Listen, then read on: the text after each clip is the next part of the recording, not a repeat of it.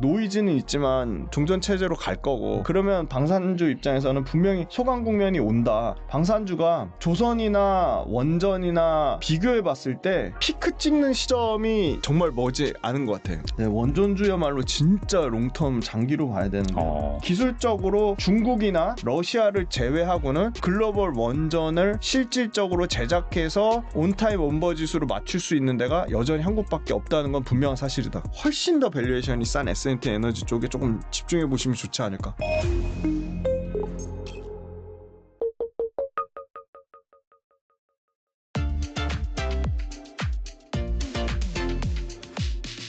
이번에 좀 방산주 살펴볼 텐데, 러우 전쟁 종전 협상 기대감에 방산주가 한 차례 조정을 받은 다음에 최근에는 뭐 보니까 이 종전 좀 물 건너가는 분위기고, 중국도 열병식 때 뭐 푸틴이나 김정은이랑 가서 막 하다 보니까 뭔가 또 이 전쟁의 위기감이 고조되면서 다시 방산주가 날아가고 있거든요. 방산주 현재 어떻게 보세요? 네, 방산주는 사실 그런 이 전쟁이 중장기적으로 계속 어떤 글로벌 지정학이 계속 이슈가 될 거라는 게 주가 측면으로 상당 부분 반영이 돼 있다고 보고 있고요. 사실은 방산 관련돼서 하나 에어로스페이스나 현대 로템이나 LIG 넥스원이나 밸류에이션이 싸진 않거든요. 밸류에이션 부담을 갖고 있거든요. 아까 30배 넘게 지금 밸류에이션을 받고 있으니까. 그런데 아이템별로 다를 것 같아요. 현대 로템을 예를 들어 말씀드리면 K2 전차가 폴란드만 납품할 것 같진 않아요. 그래서 계속 지금 얘기 나오는 게, 폴란드의 K2 전차에 대한 만족도가 높았던 폴란드의 국방부 차관이 슬로바키아 가서 K2 전차를 홍보를 해주는 거죠. 그리고 우리 강력한 경쟁사인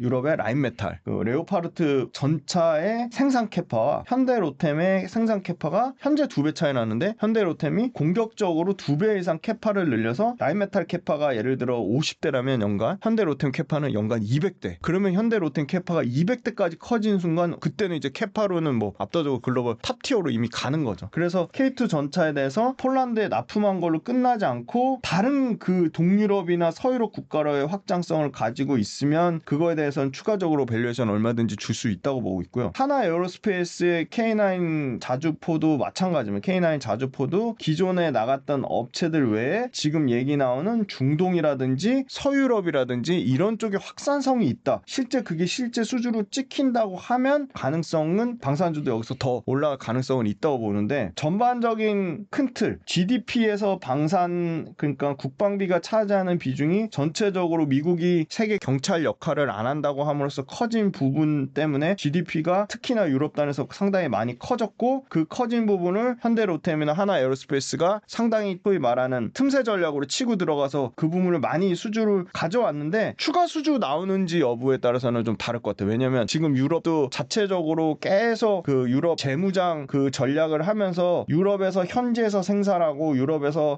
최대한 우리 자국어 쓸 거야 하는 분위기가 있거든요. 물론 걔네가 물량 자체가 캐파가 아까 K2 전차 기준으로 비교해봐도 캐파가 안 돼서 그런 부분이 있는데, 이게 얼마나 실질적으로 수주로 이어지냐 여부고요. 두 번째는 가격 문제가 상당히 경쟁력으로 주목을 받고 있습니다. 예를 들어 K2 전차가 지금 레오파르트 전차 대비 40% 정도 싸다고 하니까 안 쓸 이유는 없는데, 유럽에서 자체적으로 아무리 싸도 우리는 자체 우리 거 쓸 거야 하는 경우가 얼마든지 전 생길 수 있다고 보거든요. 그래서 그런 측면으로 보면 방산주는 여기서 결국은 추가적으로 나오려면 지금 막 열병식 얘기 나오고 하는 거는 단기적인 걸로 보이고요. 트럼프 입장에서 보면 러시아 우크라이나 전쟁 빨리 종전시켜가지고, 왜 그 얘기 하잖아요. 지금 우크라이나 동바스 지역이 엄청난 지역인데 거기 자원도 엄청나고 하는데, 그냥 우크라이나 너네 그 동바스 지역 그냥 포기하고 러시아랑 평화 협정 체결해 하는 거 보면, 그 트럼프가 약간의 뭐 노벨 평화상을 노리고 그런 얘기도 계속 나오거든요. 맞아요. 네. 네. 그거 보면 결국 러시아 우크라이나 전장 노이즈는 있지만 종전 체제로 갈 거고, 그러면 방산주 입장에서는 분명히 소강 국면이 온다. 소강 국면이 오면 결국은 추가 수주가 뒷받침돼야 되는데, 글로벌 국가들의 아까 여러 가지 가격적인 모멘텀도 있고 현지 가서 우리는 공장 지어줄게 그런 모멘텀도 있지만, 그런 모멘텀만으로 지금의 주가가 부담되는 수준에서 방산주를 보기에는 조금, 저라면은 엄청 방산주가 한번 큰 폭에, 그러니까 트럼프에 의한 강제 러시아 우크라이나 평화협정이 체결돼서 한번 고점 대비 뭐 최소 50% 10% 이상 급락이 나오지 않는 한 지금 시점에서 들어가서 수익을 낼 룸이 많이 남아있을까? 그런 측면을 보고 당연히 아까 말씀드린 슬로바키아나 루마니아나 이런 추가 수주 모멘텀이 나오면 그때그때 반장을 할 건데 거기서 더 막 엄청 탄력적으로 가기는 상당히 좀 제한적이라고 보고요. 방산주가 조선이나 원전이나 비교해봤을 때 피크 찍는 시점이 정말 머지 않은 것 같아요.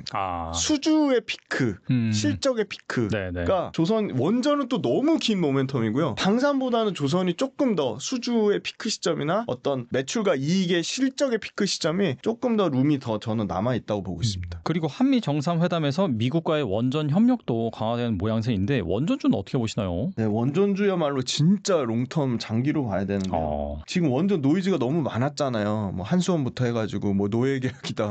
네. 맞아요. 근데 네. 그것도 좀 정확하게 좀 따져보고 검증하고 얘기를 해야 되는데 네. 어떻게 보면 좀 굉장히 좀 뭔가 어떤 목적성을 띈 기사가 아닌가 뭐 그런 생각이 좀 들고요. 요거 4파 정구도 형성하는 세계 원전 시장이에요. 결론부터 말하자면 대체하기가 어렵다. 우리나라에 대체하기 어렵다는 거예요. 그렇죠. 네. 네네. 압도적으로 한국의 시공 능력과 가격 경쟁력은 증명을 하고 있고요. 네, 이따 그 뭐 노예계약 관련된 것도 다 말씀드릴게요. 그 다음에 미국이 원천 기술을 가진 건 분명합니다. 분명하고요. 한국과 미국이 체코, 폴란드, 아랍에미리트 진출했고요. 그 다음에 가장 최근에 레퍼런스 쌓은 거는 한국밖에 없습니다. 프랑스가 핀란드하고 영국에 진출했는데 이거 굉장히 데이터가 오래전 데이터예요. 그 다음에 러시아는 이집트, 인도, 튀르키예 여기만 진출했고요. 중국은 파키스탄하고 아르헨티나밖에 진출을 못했습니다. 그런데 여기서 러시아, 중국 빼면 경쟁사가 프랑스밖에 없어요. 미국은 우리랑 같이 가는 겁니다. 계속 기술 파트너로서 계속 가는 거고요. 그 다음에 요건데요. 유럽 내 웨스팅하우스 대형 원전 프로젝트 추진도입니다. KB증권에서 가져왔는데 웨스팅하우스가 핀란드, 네덜란드, 영국, 슬로베니아, 폴란드 다 요거 1, 2년 내에 임박한 프로젝트들이에요. 핀란드, 폴란드, 슬로베니아, 슬로바키아, 불가리아 여기 지금 이거를 얘네가 웨스팅하우스가 설계에 대한 수주를 받잖아요. 그러면 그거를 제작할 수 있는 능력이 안 됩니다. 웨스팅하우스가. 그 다음에 세 번째 웨스팅하우스 계약 요거 KB증권에서 정리가 잘 돼서 이거 가져왔는데요. 총 사업비의 1.8% 정도 수준입니다. 기술 사용료가. 아마 기술 사용료 2,400억 정도 웨스팅하우스에 지급을 해야 되는데 이게 새로운 사실은 아니고요. 과거에도 웨스팅하우스에는 기술 그 자문료를 계속 지급을 했습니다. 그 다음에 이제 체코 원전 사업비 규모가요. 13조거든요. 한 기당. 근데 우리 한수원 신고리 신월성 그게 5조에서 6조래요. 규모가 상당하네요. 네. 그러면. 그러니까 이거 단가를 후려친 것처럼 얘기하는데 신고리 신월성의 2배 받은 겁니다. 한 기당. 그러니까 좀 그 기사에 좀 노예계약이라든지 이런 얘기는 좀 어폐가 있는 것 같고요. 대형 원전 기술 보유한 게 웨스팅하우스랑 요번에 폴란드에서 끝까지 계속 우리한테 싸웠던 EDF랑 한수원밖에 없어요. 한수원밖에 없는데 웨스팅하우스가 유럽과 미국에서 결국 사업 추진하려면 파운드리가 있어야 됩니다. 왜 똑같은 거죠. 엔비디아가 TSMC 없으면은 AI 칩 못 만들잖아요. 그러니까 이것도 두산 에너빌리티나 BHI가 없으면은 웨스팅하우스가 못 만들 겁니다. 그렇다고 웨스팅하우스가 예를 들어 프랑스의 그 업체들이 있거든요. 프랑스도 두산 에너빌리 같은 기자재 업체가 있거든요. 근데 얘네 거 썼다가 예전에 프랑스 기자재 업체를 독일이 썼다가요. 중단시켜버렸어요. 품질에 문제가 생겨가지고. 레퍼런스도 부족했는데 품질에 문제 생기고 납기 못 맞춰가지고 독일이 중단시켰거든요. 독일도 지금 원전 부활하고 있죠. 그래서 저는 이거 상당히 큰 문제가 될 거라고 보고 있고요. 원전 산업은 대형 원전과 SMR 미국에서 앞으로 기존 현재 진행 중인 거 4배 이상 확대하겠다고 했는데 한국 원전 밸류체인에 러브콜 줄 수밖에 없다. 웨스팅하우스랑 지금 한수원이랑 관계가 노예계약처럼 나빴지만 서로 그냥 기술적으로 협력하는 관계입니다. 기술적으로 끈끈하게 협력하는 관계고 완전한 공급망을 갖추지 못한 미국이 결국은 온타임 온버짓으로 그러니까 예산 안에 그리고 그 적정 그 납기 안에 그 두 가지 적정 예산과 적정 납기를 모두 맞추려면 결국은 그 우리나라 두산 에너빌리티 단한테 이런 제작 파운드리에 대한 도움을 맡길 수밖에 없다는 거고요. 미국 진출 가속화될 것으로 보고 있습니다. 차라리 철저하게 일종의 쉽게 말하면 분업한 거죠. 분업화. 웨스팅하우스가 설계를 맡고 두산 에너빌리티와 현대건설이 시공을 맡고 그 다음에 그 밑단의 보조기기를 BHI나 S&T 에너지가 맡고 이렇게 철저하게 분업화되는 시대로 갈 것 같고요. 그리고 웨스팅하우스 관련돼서 지금 체코 두코바니로 끝나진 않고요. 바로 아마 테물린이 있습니다.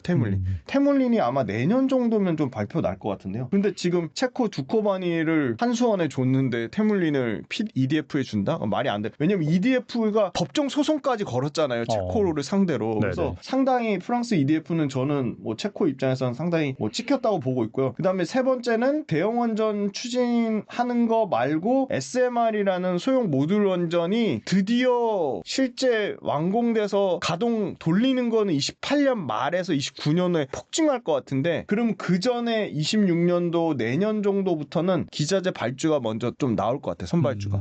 왜냐면 하나 정도 SMR 중에 제일 빠른 게 지금 뉴스케일 파워가 지금 짓고 있는 게 있거든요. 그거 관련해서 뭔가 발표 나오면 두산 에너빌리티가 잘하는 게 SMR 관련돼서 뉴스케일 파워나 테라 에너지나 엑스에너지 여기 다 지금 지분 투자를 해놨거든요. 그래서 여기 들어가는 기자재는 두산 에너빌리티가 가져갈 거라고 보고, 지금 현대건설은 불가리아 지금 수주 모멘텀이 지금 임박해 있습니다. 올해 말 안으로는 불가리아 대형 원전단에서 뭐가 좀 나올 것 같아요. 그리고 내년 정도 되면 영국 롤스로이스 그룹이랑 협업해서 영국의 대형 원전단에 또 뭔가 또 그 계약 얘기가 나오고 있고, 그래서 요거 관련돼서 이 원전에 대한 노이즈 급성장, 시장이 성장하는데 큰 그림은 바뀐 게 전혀 없다. 약간의 뭐 일시적인 노이즈가 있었는데 노예 계약 정도 수준은 아니고요. 이 지식재산권 분쟁 문제가 끊임없이 한수원과 웨스팅하우스 사이에 있었습니다. 오히려 지식재산권 분쟁의 해결 국면이기 때문에 철저하게 분업화, 그러니까 한수원은 아시아나 신흥국이나 중동 쪽에 포커스 맞춰서 적극적으로 사업을 모색하고, 웨스팅하우스가 노리는 네덜란드나 핀란드나 폴란드, 요거 표 띄워주실 거예요. 슬로바키아, 불가리아는 두산 에너빌리티가 파운드리로 들어가는 형식으로 갈 것이다. 그래서 기술적으로 중국이나 러시아를 제외하고는 글로벌 원전을 실질적으로 제작해서 온타임 온버짓으로 맞출 수 있는 데가 여전히 한국밖에 없다는 건 분명한 사실이다. 그렇게 말씀드리겠습니다.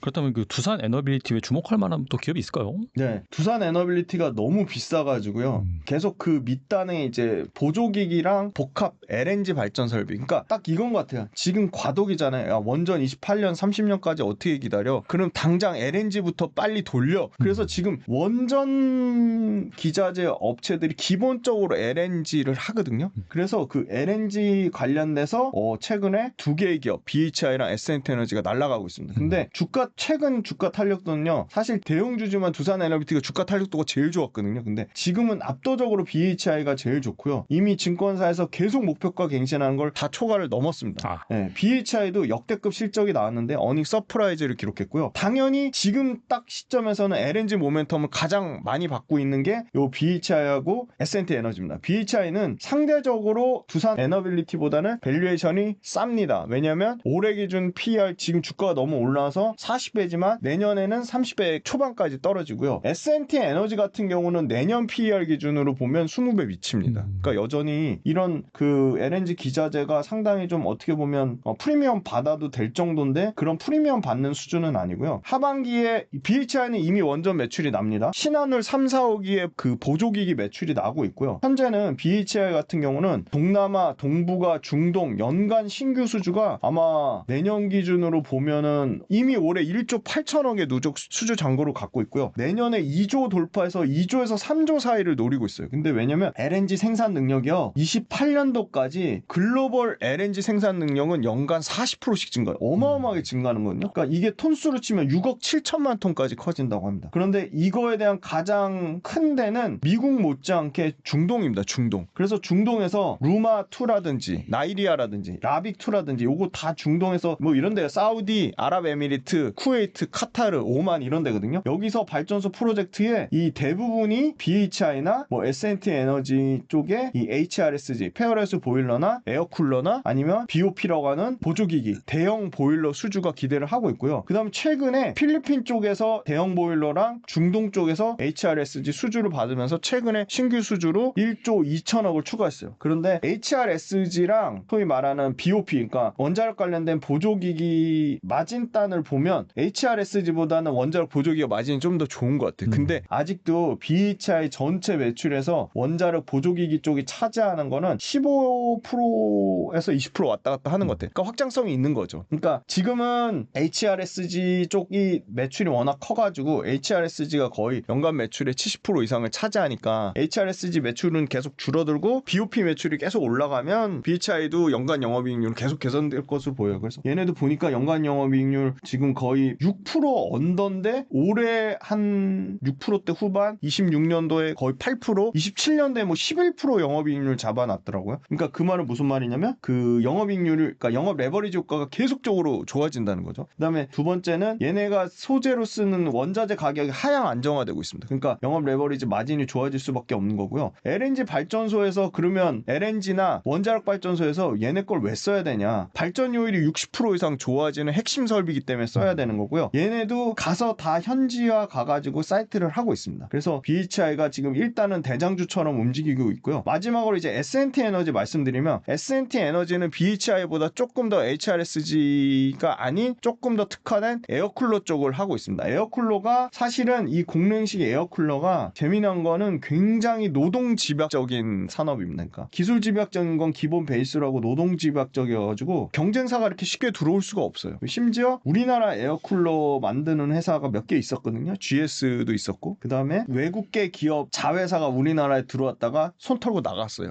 GS도 손 털고 나갔어요. 관뒀어요. 아 포스코도 있었어요. 포스코 엔텍이라고 있었어요. 포스코 엔텍. 거기도 문 닫았어요. 그러니까 다 못 버티고 떨어져 나갔는데 S&T 에너지가 살아남았습니다. 근데 대단한 게 S&T 에너지가 얘네도 매출과 영업이 컨센서스 시장 초과한 건 마찬가지인데 얘네는 잘한 게 중동을 타겟으로 하되 엊그제 기사 났어요. S&T가요 미국 루이지애나에 엄청나게 큰 첨단 제소 생산 사이트, 말 그대로 미국 LNG 전용 공장을 만들었어요. 루이지애나주에. 그래서 이 S&T 에너지의 그 루이지애나 공장이 본격적으로 미국에서 진행하는 LNG 프로젝트를 담당할 것으로 보여요. 그러니까 아직까지는 국내에서 만들어서 LNG 그 루이지애나 사이트에서 조립하는 수준이겠지만 아마 미국에서 이제 HRSG나 공랭식 열교환기 만드는데 미국이 공장 가지고 있는 업체도 있어? 그럼 급 부각할 거로 보이거든요. 아니나 다를까 루이지애나 주지사가 그 루이지애나 경제에 뭔가 상당한 활력을 불어넣을 것 같다고 S&T에 대해서 상당히 긍정적인 메시지를 어제 바로 냈거든요. 네. 그래서 하반기에 이 최종 투자 결정 단계에 진행된 것만 해도 지금 7개 프로젝트가 대기 중이에요. 그래서 당장 지금 가장 빠르게 지금 수주가 나올 것으로 예상되는 게 이것도 아마 루이지애나 쪽인 것 같아요. 리오그란데 프로젝트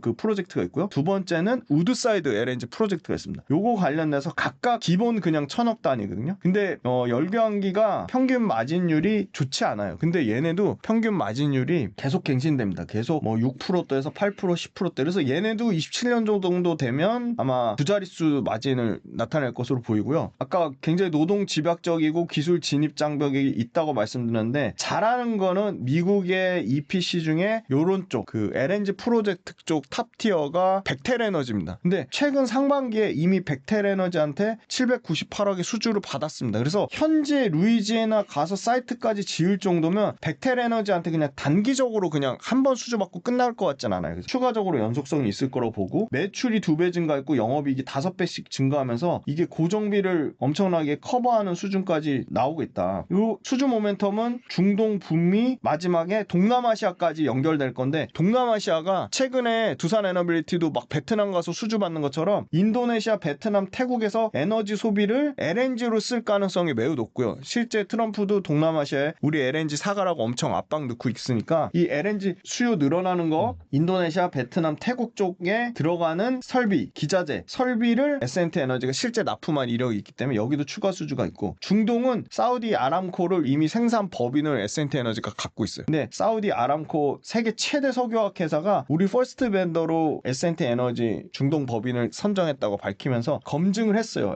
그 사우디 아람코가 S&T 에너지의 그 HRSG를 검증해줬기 때문에 중동과 아시아와 미국의 모멘텀 모두 갖고 있다. 그런데 밸류에이션은 16배 정도로 가장 싸다. 그래서 사실은 이 회사도 주가가 앞으로 계속 올라갈 수밖에 없고 밸류에이션 부담보다는 상대적으로 두산 에너빌리티랑 BHI하고의 상승률 격차가 있었거든요. 그 갭을 좀 줄이는 과정이 좀 더 진행되지 않을까. 그래서 모멘텀은 BHI도 좋고 S&T 에너지도 좋은데 훨씬 더 밸류에이션이 싼 S&T 에너지 쪽에 조금 집중해 보시면 좋지 않을까. 그렇게 말씀드리겠습니다. 상당히 또 디테일하게 투자에 대해 말씀해 주시는데 뭐 이런 것들을 계속해서 뭐 받아볼 수 있거나 더 이제 중요한 정보를 전달해주는 뭐 강의라든지 구독 모델 운영하고 계신다고 들었는데 여기에 대해서 좀 말씀해 주세요. 네, 저는 이제 빌리언스 캠퍼스라고 유료 구독 모델을 하고 있는데요. 유튜브에서 다 말씀을 못 드리고 워낙 주식이 변동성이 크니까 그때그때 매일매일 시황을 딱 나만의 방식대로 정리하고 싶으시면 제가 빌리언스 캠퍼스에서 업종, 산업, 그다음에 매크로, 수급, 그리고 차트, 그리고 기업 분석까지 해드리고 유튜브에 올리지 않은 영상을 구독 모델용으로 당연히 별도로 제작해서 올리고 있습니다. 그래서 빌리언스 캠퍼스 구독 모델도 많은 관심 부탁드리고요. 그 다음에 제가 이제 4명이서 같이